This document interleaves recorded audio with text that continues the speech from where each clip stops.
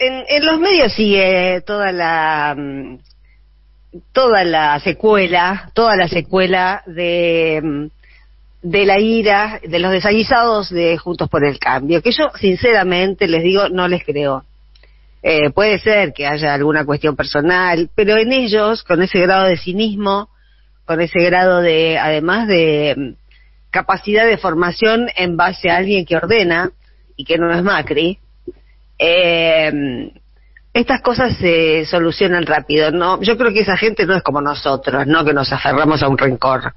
Se mueven por otros intereses. Milei, por su parte, en este mosaico tan raro que tenemos en estas elecciones, donde realmente estamos escuchando como propuestas una enorme cantidad de, por un lado, disparates, por el otro lado, hijodeputeces, como estas, como las que presentó Milei, en su plataforma. Básicamente propone volver al 1800. Básicamente, eso es la libertad que avanza. Eso es la fuerza que moviliza teóricamente, según el sonido ambiente, a la juventud, a los jóvenes desencantados. Volver al 1800. ¿Cómo no se nos ocurrió antes? A su programa, a su plataforma, Milei le puso también un nombre emparentado con Patricia Bullrich, con quien supo tener un vínculo que no sabemos si está deteriorado o no. Por eso les digo, no les creo. No, yo a esa gente no le creo nada. Pero la plataforma de Milei se llama Reordenamiento Nacional. ¿No? Reordenamiento. Ella va por el orden, él va por el reordenamiento. Y seguimos llamando orden a la paz de los cementerios, ¿no? Realmente, decir orden en una primera lectura, para el que pasa apurado, para el que no tiene tiempo de reflexionar, para el que no está acostumbrado a reflexionar, no todo el mundo reflexiona, parece como ponerle fin a un estado de confusión. Sin embargo, orden por sí mismo, lo comentábamos estos días, no significa absolutamente nada, ¿no? El orden para ellos puede ser el más íntimo desorden para nosotros, como quedó desordenada la familia de Santiago Maldonado, como quedó desordenada la familia de Rafael Nahuel, como quedaron desordenadas las 44 familias de Lara San Juan, como quedó desordenada media Argentina cuando hubo aumentos del 1000% de gas. Vaya, si produjeron desórdenes. Como quedó desordenado este país. Yo no sé cómo tienen el tupé de hablar de orden cuando nos embocaron con 47.000 millones de dólares. ¿Qué desorden más grande puede haber en la economía de un país que es a su vez la base sobre la que descansan las vidas cotidianas de millones y millones de personas, cuando ellos fueron los tomadores de una deuda que nunca llegó a la Argentina? ¡Qué tupé! Por eso yo siempre les cargo las tintas a los medios de comunicación, porque esto que estoy diciendo fue comunicado por los medios de comunicación. Parece un perogrullo, pero es así. Y los medios de comunicación, los de ellos, los que hacen viajes en avión privado con ellos, y los otros, los que son sus socios, lo comunican, este tipo de cosas las comunican, no porque no sepan las consecuencias que puede tener, no porque sea el deber de informar. Lo están comunicando sin adjetivos, lo están comunicando sin traducirlo, porque hasta para ellos tiene una traducción que prefieren dejar en reserva, porque están de acuerdo con lo que Milei llama la solución. Falta que le ponga propuestas. Milei, la única solución final, falta que le ponga a su plataforma. Entre esas propuestas de la motosierra de Milei está la liquidación del Estado directamente, ¿no? Bueno, otra vez, todo lo que deba ser estatal no permanecerá en manos del Estado, ¿no? Dromi, Menem. Es increíble tanto pasado por delante, ¿no? Es impresionante cómo se puede engañar a nuevas generaciones desorientadas, desinformadas, analfabetizadas por los medios de comunicación, que también alfabetizan y desalfabetizan, y que se pueda confundir lo nuevo. Yo escucho muchas encuestas, ¿no? Ahí voy a votar a ese porque es lo único nuevo. Es lo más viejo que hay. Las propuestas son las más viejas que hay, y aún peores que las más viejas que había. Porque el plan de motosierra contra el Estado incluye la eliminación de la obra pública, incluye el arancelamiento de todo el sistema educativo, no más escuela pública, no más educación pública, incluye el arancelamiento de todo el sistema de salud. El que tiene guita que se cure, el que no tiene guita es tu problema, y de asistencia social, naturalmente. Ni una propuesta para generación de empleo, ni una propuesta para los más débiles. Los más débiles, esto es la teoría de las especies, ¿no? El fuerte que sobreviva, y el débil, al débil que lo parta un rayo. Como decía Lula, porque yo estaba pensando, a propósito de aquella vieja frase de Lula, los que necesitan el Estado son los pobres, porque los ricos se cuidan solos. Y esta noción, que hace 10 años o un poco más no sonaba, estaba incorporada al sentido común de la década pasada. Pero además de estar incorporada al sentido común de la década pasada, está incorporada al sentido común humano, al sentido común de la humanidad, porque leyendo un poco de historia, a mano suelta, no a mano alzada, sin ir demasiado al detalle, y los estados modernos lo que hicieron fue terminar con las guerras, básicamente. Por eso nacieron, justamente para cortar el desorden medieval. La humanidad pasó siglos con esto que aparece nuevamente, este ingrediente que aparece ahora nuevamente, que son los ejércitos mercenarios. No solo eran vasallos del señor feudal los que iban a la guerra por el señor feudal, había ejércitos privados que eran contratados para esos siglos en los que la guerra en Europa no cesó nunca. Bueno, me estaba acordando de un dato del rey Arturo, pero me voy a ir muy al demonio si empiezo con eso.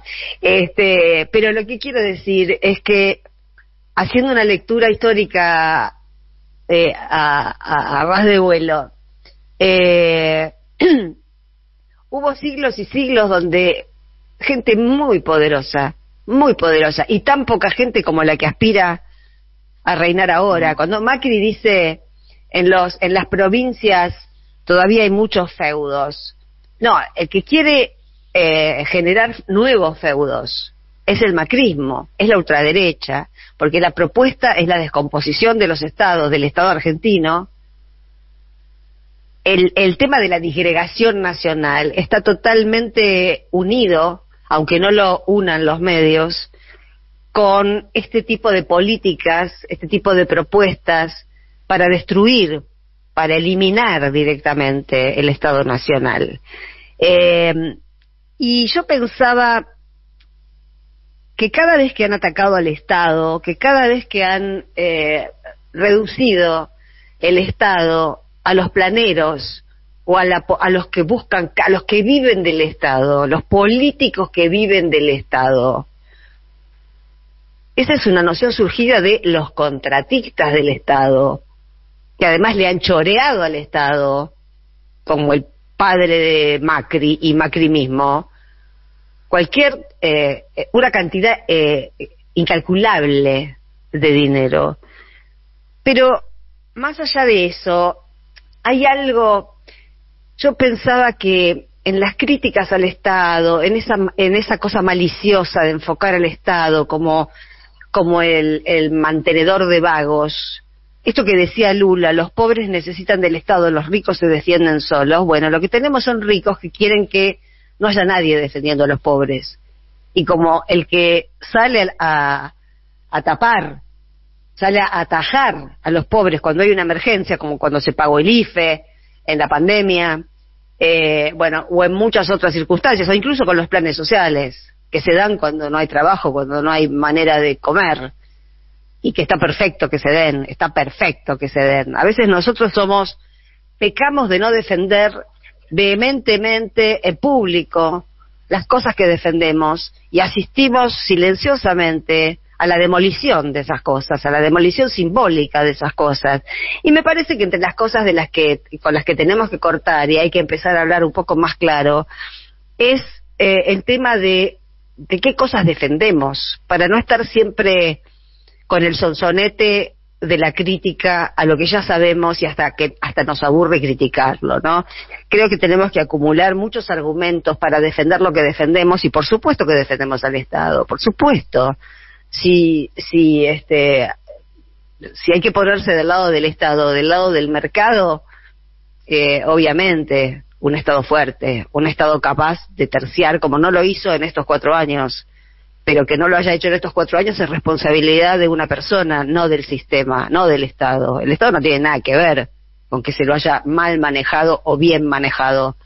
El Estado está ahí como un artefacto, creado en determinado momento, justamente para cobrar impuestos, para tener fuerzas armadas nacionales, para unir en la diversidad a muchos sectores que hasta el momento en el que se creó el Estado moderno guerreaban, porque cuando no hay Estado y no hay manera de terciar ni de encontrar algo en común entre varios diferentes, porque eso es el Estado y eso es una nación, hay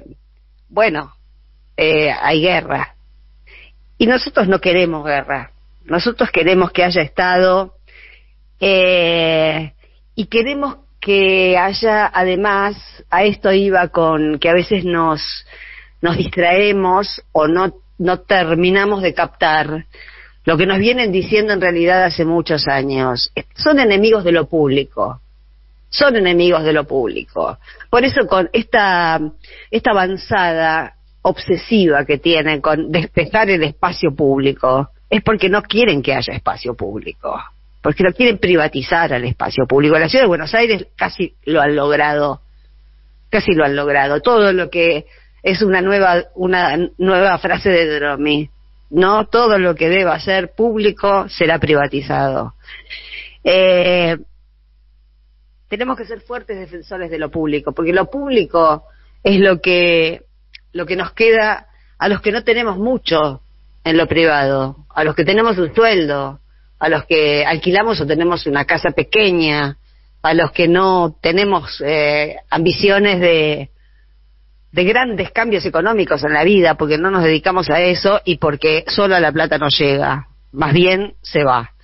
Y entre otras cosas, para ir terminando, que yo veo que hay poco link, como les decía el otro día, ¿no? Parte de la tarea de un comunicador es tratar de asociar las cosas para hacer más fructífera la comprensión de la realidad. Yo les hablaba el otro día del juicio, de la Comisión de Juicio Político y de la declaración de Silvio Robles.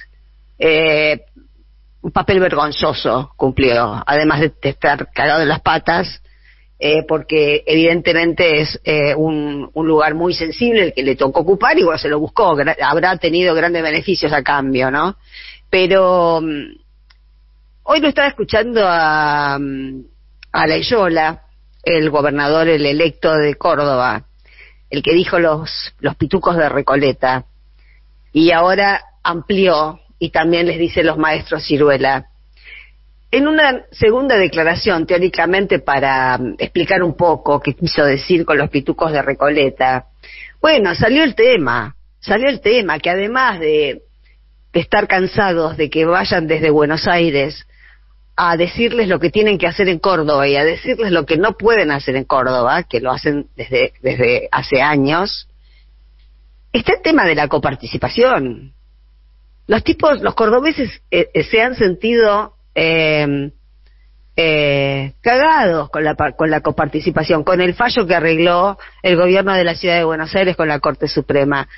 ¿Sobre qué iba a declarar Robles en la Comisión de Juicio Político? Sobre ese mismo tema, sobre cómo fue arreglado entre el gobierno, entre Mauricio de Alessandro, el exministro de Seguridad de Larreta, y la Corte Suprema, especialmente Rosati, cómo manejarse ilegalmente, por supuesto, porque era una de las partes y no podía estar asesorado por la mano derecha de uno de los jueces de la Corte Suprema, en el fallo que finalmente, como no podía ser de otra manera, salió a favor de la ciudad de Buenos Aires. Eso les quita mucho dinero a las provincias. Y eso, que fue una avivada del macrismo, es uno de los motivos de más peso por el que en las provincias se juntó bronca.